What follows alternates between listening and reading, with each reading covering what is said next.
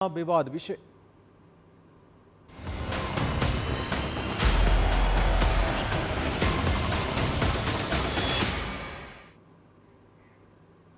કરોડો ભક્તોની આસ્થાના કેન્દ્ર સમા પ્રસિદ્ધ યાત્રાધામ સાળંગપુર હનુમાનજી મંદિર પ્રશાસને દાદાની મૂર્તિના કોપીરાઇટ અને ટ્રેડમાર્કના સર્ટિફિકેટ મેળવ્યા છે।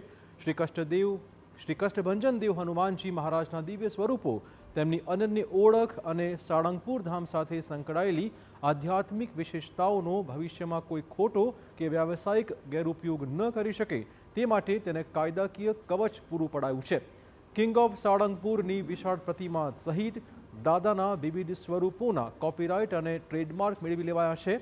આ તમામ સર્ટિફિકેટ્સ હનુમાનજી મહારાજના ચરણોમાં સમર્પિત કરાયા હતા। મંદિર પ્રશાસનના કહેવા અનુસાર સાળંગપુર ધામ માત્ર એક મંદિર નથી, પરંતુ કરોડો શ્રદ્ધાળુઓની આસ્થા અને ભક્તિનું પરમ કેન્દ્ર છે।